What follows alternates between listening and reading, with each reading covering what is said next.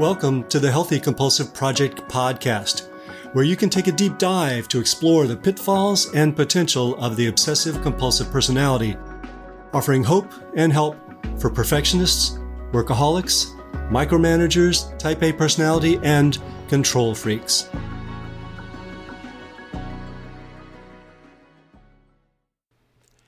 What inspiration can do for us and why we won't let it. In the project of becoming a healthier compulsive, I'm down for an all-of-the-above approach. Psychotherapy? Go for it. Meditation? Immerse yourself. Journaling? Write your heart out. Another element of change, though far more elusive, is inspiration, the intangible experience that gives you the strength to persevere with existing challenges or to get out of your comfort zone and reach for bigger ones. This could mean letting go of perfection and moving ahead with that project you've been procrastinating on, trying not to control things by haranguing others with the right way to do things, or shifting your mind from its safe, persistent emphasis on what's wrong to something a little more appreciative of what the universe has set before you. Inspiration is an important issue for people with obsessive-compulsive personality because it's the very thing we need and the very thing we don't allow ourselves. We become set in our ways, and we build up resistance to experiences that might move us and motivate us to change. Some of you may be thinking, right, this is the soft stuff that sounds nice but doesn't really work. It may feel like it isn't disciplined, stringent, or difficult enough to be effective, but I'm going to urge you to consider that that very attitude may be part of what holds you down. I get it. There are reasons that inspiration doesn't fit neatly into the routine strategy of people with obsessive-compulsive personalities. I'll get to those. And since I know that this kind of thing may be a reach for some of you, I'll try to connect the dots practically between our common struggles and how inspiration can help us rise above them. I'll also share 2 stories about when I was and was not open to inspiration. The seed, the freeze, and the sunlight. The irony is that at the root of the compulsive personality, there is a compelling urge, an inspiration to greater things that gets hijacked for survival. Think of it this way. It's as if you have a seed of potential inside of you, and the sunlight hasn't been able to reach it so that it can germinate. The ground around that seed is frozen with rules and rigid ideas about how things are supposed to be. Inspiration can melt the frozen ground and shine light on the seed. Inspiration opens you up emotionally so that your potential can come to fruition. Now, does that metaphor inspire you, or does it make you roll your eyes? I'm not a great poet, and this might not be the best metaphor ever, but if it doesn't work for you, I offer it as an opportunity to investigate whether and how you block inspiration, and what's happened to that compelling seed deep within you. So, what do I mean by inspiration? Inspiration occurs when we allow something outside of ourselves to influence us enough to carry on with a challenge or to carry out something new and courageous. It's a 2-part process. We're both inspired by and inspired to. Here are some examples. We could be inspired by other humans, Michael Jordan for his jumps or Mama Jean for her generosity. Music, Kelly Clarkson's Stronger, What Doesn't Kill You, or Beethoven's Eroica Symphony. Film, Schindler's List or The Pursuit of Happiness. Nature, a germinating seed or a giant sequoia. These all inspire us to live out a quality of the person or thing we're inspired by, however humbly we might accomplish that. It might be a concrete inspiration like, I want to cook like Julia Child, or it could be much more abstract. Inspired by Jordan or Mama to rise above limitations, stubbornness, or selfishness. Inspired by Stronger or the Eroica to heroically handle challenges without resentment. Inspired by Schindler or Will Smith to become less frugal and more daring. Inspired by the germinating seed, we commit to a new approach to life. The giant sequoia gives us the confidence to stand our ground emphatically and majestically and say no. Why inspiration is so elusive for compulsives, the frozen parts. People with obsessive-compulsive personality have characteristics and tendencies which can become frozen and block inspiration. Here are a few of them. Righteousness that misses the point. OCPD, that is obsessive-compulsive personality disorder, is a disorder of priorities. People at this unhealthy end of the compulsive spectrum have lost track of what's most important in life. Rules and perfection become more important than the people they supposedly serve. They go to see Les Miserables and focus on the prop snafus, missing the whole point about forgiving people who've made mistakes. No inspiration happening there unless they're inspired by Inspector Javert, patron saint of unhealthy compulsives, who combs the streets of Paris hunting for Jean Valjean so that he can send him back to jail, ignoring all the good Valjean accomplished after spending 18 years in prison for stealing a loaf of bread to feed his family. Overemphasis on efficiency. Inspiration may not seem like it will be efficient, so we're unlikely to invest in the time that allows it to happen. Rather than read a novel that might loosen us up or a biography that pumps us up, we'll research most effective food processor long after we know what we need to know to make a reasonable decision about which one to buy. So much for efficiency. Control. In order to be inspired, we need to be willing to allow ourselves to be at least moved, if not awed, by things we have no control over. This is why we have a tough time delegating. Forget going camping. Too many unknowns. Might not be good. Besides, there are cupboards to organize that are far more obedient. Immediate and concrete versus valuable and intangible. The default for most compulsives is to focus on the tangibles, the concrete necessities of life that seem to require our immediate attention, rather than the things that are essential for fulfillment. We do it with the assumption that someday all will be well, and then we'll go to concerts, go camping, and read that book of poetry we've been carrying around for decades, but just can't seem to find time for. Perfectionism and high standards. Our standards may be so high that the sunlight can't surmount our high bar for wonder. I often hear people speak of how amazing this is or that is. Rarely am I as amazed as they are, but sometimes I wish I were. Why inspiration is so important for compulsives: melting rigidity. These characteristics all have positive potential but have been frozen into rigid states. The feelings that inspiration supplies are often needed to melt these capacities so they can be used in a more fluid and satisfying way. Reason alone is rarely enough to change us.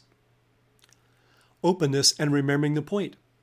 Inspiration can bring us back to the what for that's so important. It highlights what's most meaningful and fulfilling to us. Artists recall their motivation when they take the time to go to a museum and really savor the work of artists they admire, rather than slogging away at a painting where they've gotten stuck because they're afraid it won't sell. Redefining efficiency. If you imagine that rigorous efficiency is the most direct route to happiness or fulfillment, you might want to check that out on Google Maps. Emotional experiences can be far more effective in getting us where we want to go. Listening to an interview with your favorite athlete might seem time-consuming, but it will probably give you more momentum than that quick-fix energy bar. Letting go of control. Compulsives assume that anything out of their control will end up leading them to the land of disordered dishwashers, bungled business projects, and gross moral instability. Inspiration is out of our control, yet beneficial. You might not have intended to cry at that movie, but it sure did make you more receptive to your partner afterward. Valuing the intangibles. Inspiration helps us to transcend the mundane, to rise above rule-bound states to new possibilities. Compulsives tend to cling what they have, including their time, money, ideas, and old copies of the Atlantic magazine that they'll never take the time to read. For some of you, transcendence may have a spiritual connotation. For others, it may just mean being moved enough to try something out of your comfort zone. Inspiration says you can have better. Transcending high standards. Inspiration also helps us to melt the unrealistic standards we've frozen into place and to live more flexibly. The inspiring entity doesn't have to come straight off the racks of Louis Vuitton. A good joke, nothing profound, may inspire me to take myself less seriously, and that's serious progress. With a compulsive mindset, it might be hard to believe that this shift to valuing inspiration is really essential. And maybe it isn't. People get by without inspiration all the time. Yeah, that's right. They get by, as in passing by, with the implication of missing the entire experience. That little phrase, get by, is spoken like a true compulsive. All function and no form. All practical preparation and no savoring of beauty. All getting by and no getting why. Carl Jung and the inspiration of numinosity. Carl Jung believed that the experience of the numinous was an essential aspect of psychological healing. By numinous, he meant an experience of power, awe, and reverence that leads us to surrender to something greater than our personal ego. By ego, I mean the executive function, not the ego of conceit. But the problem is that the executive ego has become a conceited ego.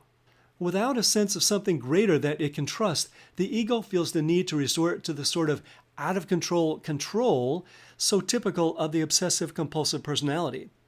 Modern people, Jung believed, developed psychological problems because they no longer had room for the numinous in their lives.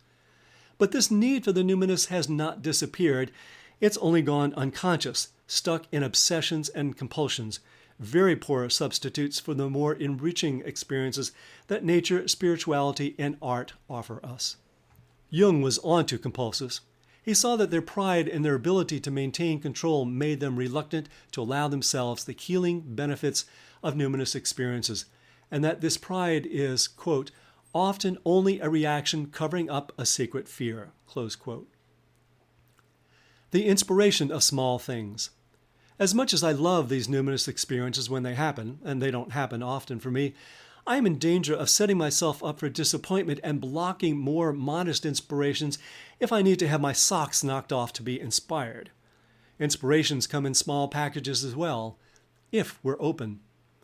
I remember being alone on a beautiful beach at night, waiting expectantly to be visited by one of these numinous events, hoping for a peak experience that I could carry with me once I left the beach and went back to reality.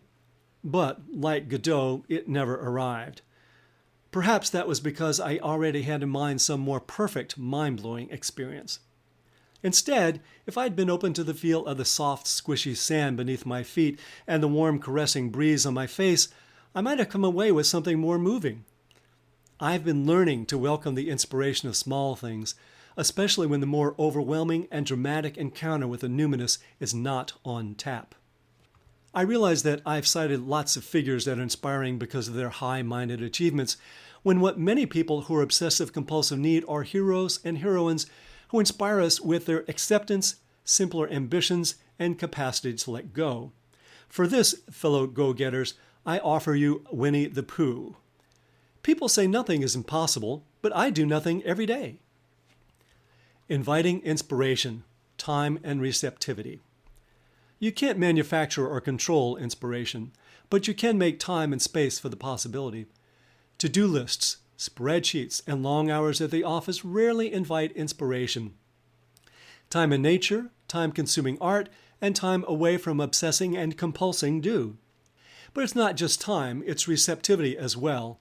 As psychologist and inspiration researcher Todd Thrash at William and Mary College points out, the degree to which we have, quote, openness to experience, close quote, and yes, that's a thing, we are more likely to experience inspiration. Sometimes we're lucky and inspiration manages to smash its way through our defenses. But rather than wait for luck, we do better to recognize how our frozen tendencies may keep the good things out as well as the bad things, and to set intentions to take more chances and let more in. This is no short-term project, but it's a potent start to get some sunlight on that seed.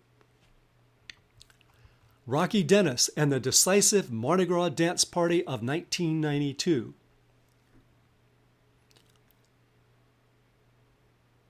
In February 1992, I watched the movie Mask, the one about Rocky Dennis, the disfigured teenager with Cher as a mother, not the one starring Jim Carrey. The film is based on a true story about a boy who had a genetic condition which led to a misshapen head and an early death. But he was quick, witty, and courageous. Despite his condition, he was loved by his peers.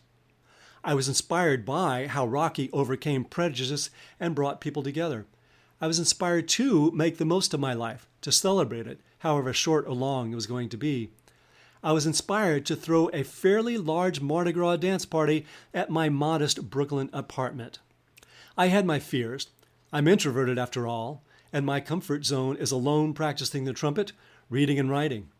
What if no one comes? What if the gumbo sucks? What if I get called to play that breakthrough gig that changes everything that night, and either have to cancel the party or turn down that mythically life-changing concert?